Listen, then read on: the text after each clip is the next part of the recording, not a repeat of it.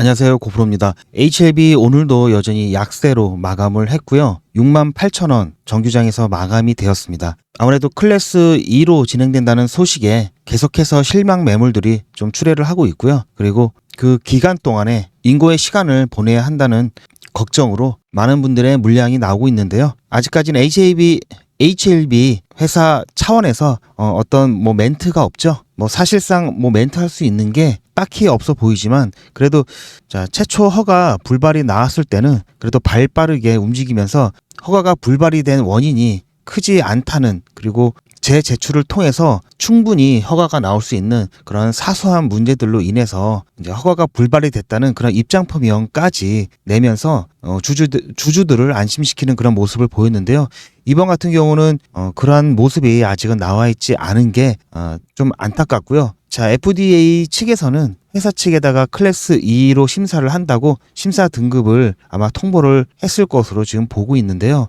그렇다면은 회사 차원에서 당당하게 클래스 2가 나왔다, 하지만 허가에 있어서는 걱정하지 말라, 이러한 좀 제스처를, 입장을 좀 표명을 했다면 보다 주주들이 좀 더 안심을 하고 아무래도 조금 더 좀 힘을 낼 수 있는 그런 상황이 되었을 수도 있겠다라는 아쉬움이 많이 남고 있고요. 회사 측에서 거짓말을 한 것도 아니고 클래스 1 또는 클래스 2로 갈 수 있다 분명히 얘기를 했던 부분이기 때문에 클래스 1로 간다면 정말 좋았겠지만 클래스 2로 어쩔 수 없이 결정이 되었다고 한다면 당당하게 클래스 2로 가서 더 열심히 차분히 준비해서 승인이 나자마자 바로 시장 점유율을 통해서 리보세라믹과 카넬리주맙의 이 병용요법에 대한 이 신약의 가치를 빠른 시간 안에 시장에다 입증을 하겠다, 이렇게 좀 나오는 그런 좀 당당함이 있었으면 어떨까라는 아쉬움이 좀 많이 남는데요. 어쨌든 회사 입장을 조금 더 기다려 보도록 하고요. 이번 영상에서는 좀 오해하기 쉬워서 말하는 사람도 잘 모르거나 또는 악의적으로 선동하기 딱 좋은 뉴스에 대해서 안내해 드릴 예정입니다. 정확하게 알고 앞으로의 HLB 투자에 대해서 흔들리지 않으시길 좀 바라는 마음에서 이번 영상을 준비했고요. 그리고 영상 후반부에는 제가 차트에 관련해 가지고 조금 더 자세히 설명을, 가격 구간 그리고 차트에 대한 설명이 있으니까 영상 끝까지 시청을 해 주시고요. 오늘 주제가 마음에 드신다면 좋아요 한 번씩 부탁드리겠습니다. 여러분들이 혹시 아시는 분들도 계실 수도 있지만 올해 들어와서 HLB를 처음 접하시거나 그렇게 2023년 작년에 처음에 접하셨던 분들 같은 경우는 잘 모르시는 부분일 수도 있는데요. 사실 여러분들 얼마 전에도 아마 이 부분부터 보셨던 분들이 많이 계실 겁니다. HLB가 이제 리보세라믹과 카넬리주맙이 유럽에서 간암 치료제 희귀 의약품 지정을 받았다, 이런 뉴스들을 아마 많이 보셨을 텐데요. 사실 HLB 리보세라믹과 카넬리주맙이 희귀 의약품으로 지정이 받은 거는 이제 유럽에서 이 변형요법으로 그리고 간암 치료제로 희귀약 지정을 받은 것은 이번이 처음이지만 카넬리주맙 그리고 리보세라믹 개별적으로 희귀 의약품 지정을 예전에 받았던 후보 물질입니다. 보시면 2021년 4월 28일 날 카넬리주맙 같은 경우는 FDA로부터 희귀 의약품 지정을 받았고요. 이때는 HLB 쪽에 판권이 없을 때였죠. 이때는 크리스탈 지노믹스에게 카넬리주맙 국내 개발 및 판권이 이제 있었던 때였고요. 그리고 리보세라믹 같은 경우도 미국 FDA의 간암 치료 희귀 의약품 지정을 받았었습니다. 이때는 처음에 위암, 그 다음에 선양 낭성암 이렇게 해가지고 세 번째 이제 FDA 간암 치료에 관해서 희귀 의약품 지정을 받았었는데요. 이제 각각 받고 이렇게 병역요법으로 받은 거는 올해 유럽에서 받은 게 이제 처음이라고 보시면 됩니다.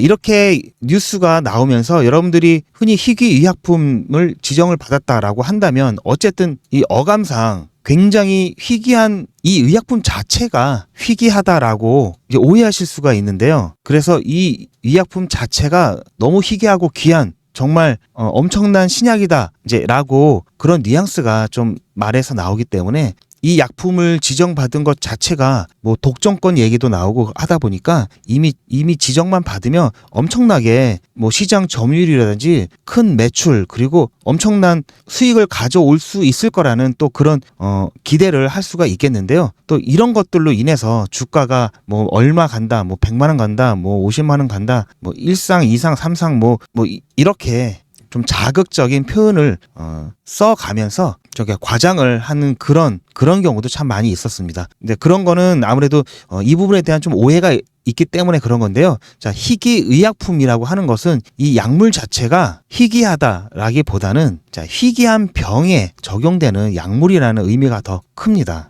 자, 따라서 자, 희소성을 얘기할 때 우리가 다이아몬드가 비싼 이유가 얼마 없기 때문에 다이아몬드가 비싸죠. 바로 희소성 때문인데요.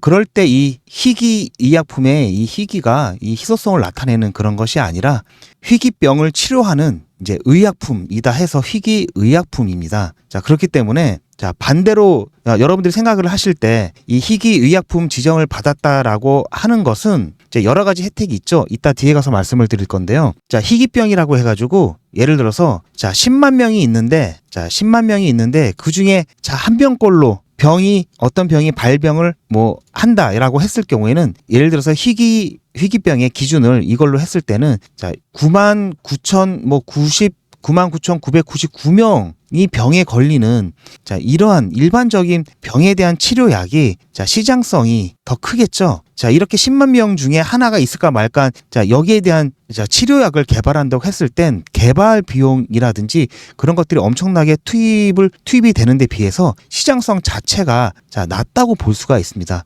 자본주의 사회에서는 어쨌든 경제 논리로 움직이기 때문에 그냥 놔둬서는 이 1만 명 중에 한 명 이 사람에 대한 치료법 아무도 치료약을 개발하지 않겠죠. 그렇기 때문에 이러한 희귀 질병이라든지 또는 기존에 어떤 치료제가 없을 때 새롭게 이제 완전히 새로운 치료법이 없는 경우에 그런 약이라든지 그럴 경우에는 희귀의약품으로 지정을 해서 시장성이 없는 대신에 개발을 계속할 수 있도록 어떤 세제 혜택이라든지 기껏 어렵게 개발을 해놨는데 또 비슷한 약이 나와가지고 그나마 작은 이 시장 파이를 또 같이 나눠 먹게 할 수는 없기 때문에 독점권을 줌으로써 이들이 개발을 계속해서 진행할 수 있도록 하기 위한 목적으로 희귀의약품에 대한 그런 제도가 있는 거고요. 자, 따라서 여러분들이 희귀의약품 지정을 받았다고 해서 단순히 이 독점권과 이 희귀라는 이 말 때문에 이제 허가가 되면은 자, 출시해서 허가가 되면 다른 약들 같은 경우 다 배제시키고 이 시장에 대한 파일을 다 가져갈 수 있다. 그래서 엄청나게 큰 수익을 올릴 수 있다. 이렇게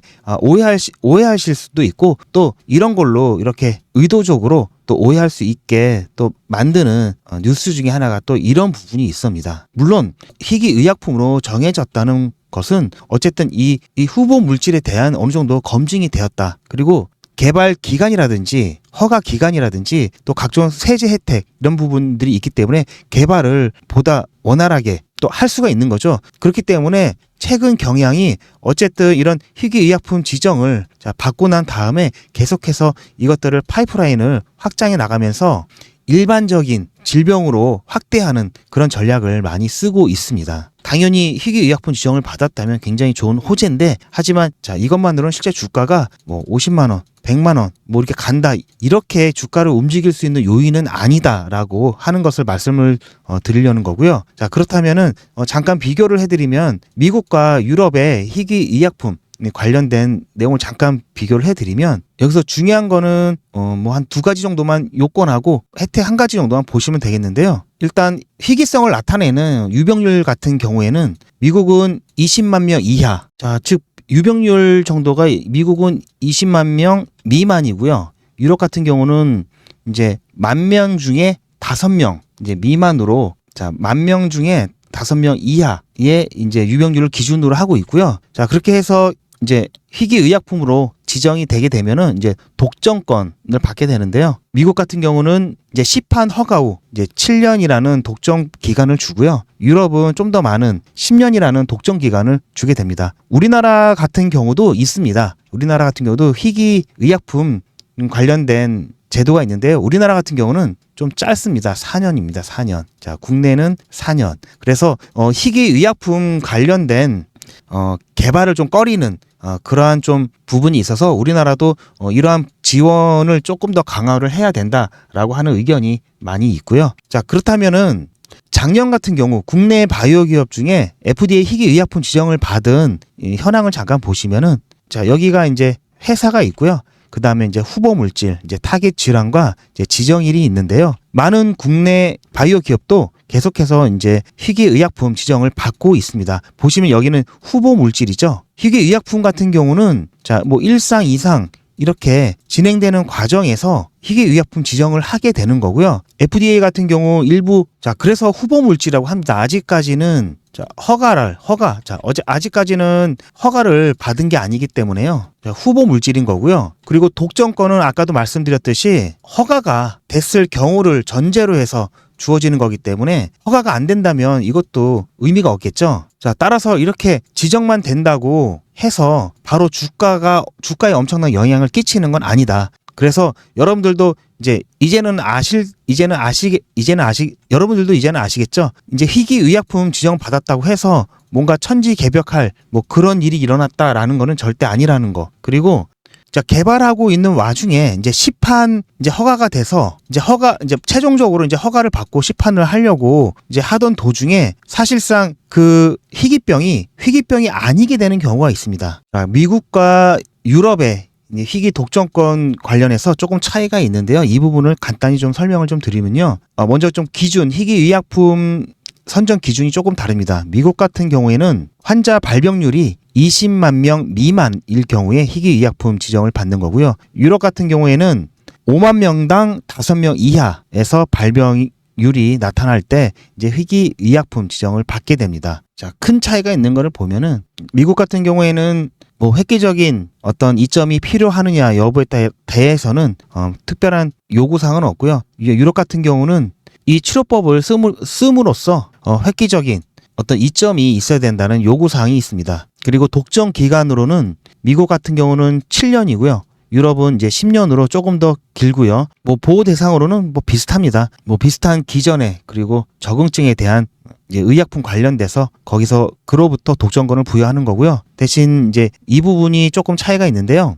이제 시판 허가 시에 계속해서 이 희귀의약품에 관한 기준을 유지를 해야 되느냐에 대한 부분인데 미국은 일단 지정만 되면 필요 없고요. 유럽은 시판 허가 당시에도 그러한 희귀의약품 기준 요건을 충족을 하고 있어야 그게 유지가 됩니다. 독점권이. 자, 그게 무슨 말이냐면은 유병률이 예를 들어서 10,000명당 5명 이상으로 증가하거나 그리고 이제 개발하는 와중에 치료법이 도입이 돼가지고 더 이상 이제 만성적이거나 또는 굉장히 생명에 위협적인 그런 경우가 아니게 되면은 희귀 지정이 유지가 안 됩니다. 자, 여기서 헷갈릴 수 있는 부분이 이 독점권은 자, 시판 허가 후 독점권입니다. 시판 허가 후. 따라서 지금 다른 약물들도 계속 개발을 하고 있는데 먼저 허가가 나서 치료가 되고 있다면 내가 개발 중인 약물이 독점권이 있다고 이걸 못하게 하면 안 되겠죠. 따라서 희귀병에 대해서 치료제가 나와서 치료가 가능해서 더 이상 치명적인 게 아니게 되면은 희귀의약품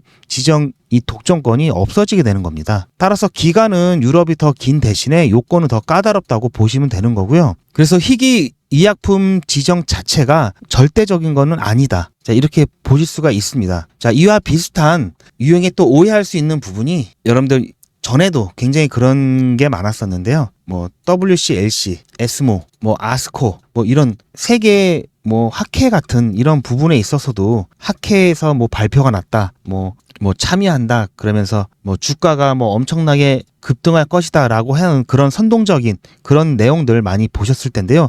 이게 경우에 따라 다릅니다. 그리고 또 이런 학회에 참여만으로는 제가 예전부터 말씀을 드렸지만 주가가 엄청나게 상승하는 단독으로 상승시킬 수 있는 그러한 것들은 아니라고 말씀을 드렸죠.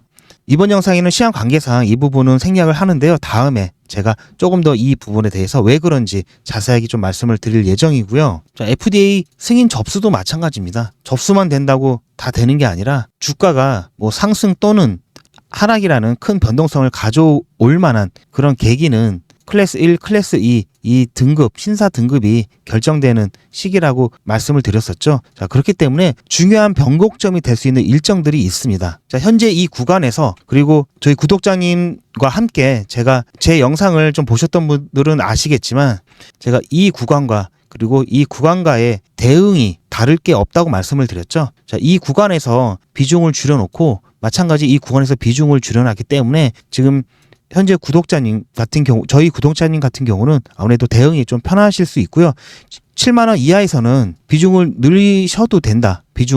늘리셔도 된다고 안내를 드렸었습니다. 그래서 오히려 주가 하락이 좀 기회가 되고 있는 상황이고요. 마찬가지입니다. 지금 이 구간에서 대응을 못 하셨던 분들이라도 충분히 이후 대응을 어떻게 하느냐에 따라서 자, 손실은 최소화하시고 자, 수익은 극대화 하실 수 있습니다. 아직 늦은 게 아닙니다. 왜냐하면 중요한 일정이 아직 남아있기 때문이고요. 그래서 제가 여러분들께 말씀드리는 관점은 자, 이 구간에서 가격이 또 떨어졌다고 해서 비중을 많이 추가하셨던 분들이 있을 수 있습니다. 자, 왜냐하면 자, 이 구간에서 또 많은 또 선동들이 있었죠. 자, 그렇기 때문에 제가 여러분들께 말씀드리는 제 관점은 이 7만 원 선이 어쨌든 무너지게 되면은 6만 원대까지 가격이 하방으로 열려 있다라고 말씀을 드렸었습니다. 자, 그러면서 지난번 승인 실패했을 때 이 5만 원 이하로 내려갔을 때 이 구간까지는 내려가지 않고 이 6만 원 이 부근에서 지지를 해줄 거기 때문에 이 6만 원 선 이 구간을 단기적 관점에서 바닥으로 보고 있고요. 따라서 이 6만 원 가까이 조정을 받을 때마다 비중을 늘리신다면 여러분이 조금 더 빨리 엑시트를 할 수 있는 그런 기회가 생길 수 있는 거고요. 이 구간보다 지난번 승인 불발 이후에 긴 행보를 했던 이 구간보다는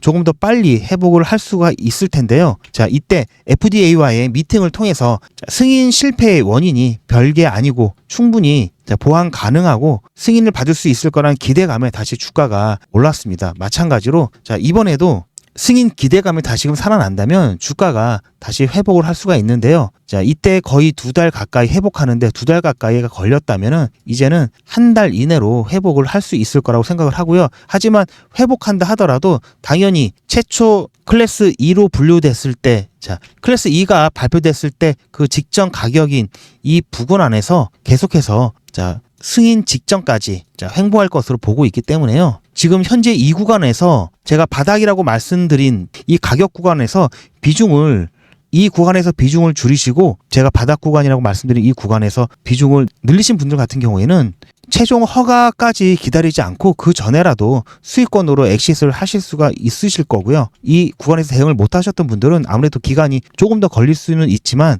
지금은 조금 더 세밀하게 대응을 하신다면 엑시트 할 수 있는 그런 기회가 더 빨리 찾아올 거라 그렇게 안내를 좀 드리고 싶습니다. 따라서 여러분들 대응을 못 하셨다고 낙담하고 계시지 마시고요. 지금 지난번 승인 불발 이후에 자, 회복하는 과정에 이렇게 큰 변동성들이 있었습니다. 보시면 아시다시피 주가가 올라갔다 조정을 받고 다시 올라갔다 조정을 받고 그리고 크게 올라갔다 조정을 받았기 때문에 충분히 대응하실 수 있는 구간들이 생길 거고요. 마찬가지로 자, 2달간에 걸쳐서 이러한 변동성이 생겼지만 제가 조금 전에도 말씀드렸듯이 자, 1개월 이내에 이런 짧은 기간 안에 이러한 변동성들이 만들어지면서 보다 빠른 대응을 통해서 충분히 계좌를 수익권으로 만들면서 수익을 극대화하실 수 있는 기회가 있다는 점 다시 한번 말씀을 드리고요. 제가 보고 있는 주가 상승이 아닙니다. 상승이 아니고요. 주가 회복의 계기가 될 만한 이벤트가 바로 비모와 항서제약의 실사겠죠. 자, 이러한 부분들이 무난하게 완료가 된다면 다시 한번 이 구간에서처럼 회복의 주가 상승의 모멘텀이 될 것으로 보고 있고요. 자, 이게 돼야 승인에 대한 기대감이 오르면서 같이 주가가 상승하는데 주가가 상승할 수 있다고 지금 보고 있습니다. 자, 따라서 제가 여러분들께 누누이 말씀드리지만 대응이 필요한 시점에서 대응을 안 한다면은 여러분들 계좌를 지킬 수가 없는 거고요. 아무리 저가에서 매수를 하셨다 하더라도 자, 이렇게 바닥 구간에서 매수를 하셨던 분들 지금 남아 계신 분들 그리 많지 않습니다. 그리 많지 않으신데 설사 이렇게 저가 구간에서 매수를 하셨더라도 자, 여기서 수익 실현하지 못하셨던 분들 그냥 무조건 들고 계신 분들 어떻습니까? 자, 엄청난 수익이 났다가 떨어졌다 하면서 결국 제자리죠. 근 1년 가까이 막연하게 30만 원, 50만 원, 100만 원 가겠지 하면서 놓고 계셨던 분들 어떻습니까? 1년이라는 엄청난 기회비용을 사용하시고 제자리에 있는 겁니다. 자, 이런 구간에서 적절하게 대응만 하셨더라도 이 1년 기회비용을 사용한 데 대한 보상을 충분히 받으셨을 거고요. 하다못해 이때 사고 팔고 자, 그 다음 다 정리하신 다음에 이렇게 떨어졌을 때 이때 사고 지금 갖고 계셔도 이러한 대응만 하셨어도 현재 자리가 부담스럽지 않으실 거고요. 이렇게 된다면 나중에 더 여유 있게 HLB 보유하실 수도 있는 겁니다. 이렇게 몇 번만 대응을 하셨더라면 자, 아무튼 여러분께 다시 한번 말씀드리는 게 아직 늦지 않으셨다. 이런 대응이 앞으로도 필요하다라고 말씀을 드리는 거고요. 자, 그래서 자, 지난번에 그리고 이번에 저와 같이 대응을 하셨던 우리 구독자님 자, 뿐만 아니라 아직까지 대응을 못 하셨던 자, 분들을 포함해서 제가 이번에도 저와 같이 대응을 할 수 있도록 이제는 이렇게 여유 있게 가진 않습니다. 이렇게 계속해서 큰 변동성을 만들어 가기 때문에 대응을 두 가지로 말씀을 드렸습니다. 자, 중장기적인 관점에서 자, 미리 대응할 수 있는 자, 그러한 대응이 있고 자, 갑작스러운 변동성에 대응하는 자, 실시간 대응이 있습니다. 자, 이런 대응은 미리 하기가 어렵습니다. 자, 따라서 그렇다고 일이 닥쳤다고 대응을 안 할 수도 없는 것이고 손실을 최소화하고 수익을 극대화하기 위해서는 그때그때 맞춰서 대응을 할 수밖에 없는 거고요. 그게 바로 실시간 대응이고요. 따라서 실시간 대응을 좀 위해서 제가 영상만으로는 이런 부분들이 안 되기 때문에 제가 문자로 여러분들께 실시간 정보를 드리고 있습니다. 따라서 실시간 정보를 좀 받으시길 원하시는 분들은 자, 상단에 보이는 제 전화번호에 자, 문자로 자, 뭐 H, 뭐 한글로 H 다 상관없습니다. 제가 알아볼 수 있으니까요. 뭐 HLB 편하신 대로 문자 써서 저한테 보내주시면 제가 실시간 대응은 물론 이거는 장중에 실시간 대응은 물론 앞으로의 목표가, 자, 최종 목표가, 뭐 1, 2차 목표가 제가 관점을 문자로 해서 여러분들께 필요할 때마다 전달을 해 드릴 겁니다. 자, 아무튼 여러분들 지금 많이 낙심한 분들이 많이 계실 텐데요. 지금 현재 이 구간 같은 경우 여러분들 아래로 더 조금 더 열려 있다. 자, 그렇기 때문에 여러분들 바닥 매수를 위해서는 조금 더 기다리셔도 된다. 이렇게 말씀을 좀 드리고 싶고요. 그리고 제가 단타 관련해서 이렇게 좀 움직임이 별로 없었던 좀 지루한 이 횡보장에서 여러분들과 단타로서 소소한 좀 수익을 내고 있었는데요. 자, 반응이 좋아서 아직까지도 이어오고 있습니다. 그래서 잠깐 안내 드리고 오늘 영상 마치도록 하겠습니다. 자, 화면에 보이는 제 전화번호 보이시죠? 이 전화번호로 이분처럼 예약이라고 이렇게 문자 보내주시면 당장 내일 아침부터 장 시작 전에 자, 그날 단기 대응, 그러니까 단타 대응이 가능한 종목을 100% 무료로 받아보실 수 있으실 겁니다. 그러니까 이분과 같은 경우에는 9월 8일 일요일 오후 4시 36분 이렇게 예약이라고 문자 쓰셔서 저한테 보내주셨고 제가 이 문자를 확인하고 다음 날인 9월 9일 월요일 아침 8시 14분에 그러니까 장 시작 한참 전에 무료 이벤트 급등주 추천입니다. 이렇게 블루엠텍을 추천을 해드렸죠. 그리고 나서 여기 보시면 아시겠지만 매수 가격으로 전일 종가였던 19,000원 이하, 자, 그리고 매도 가격으로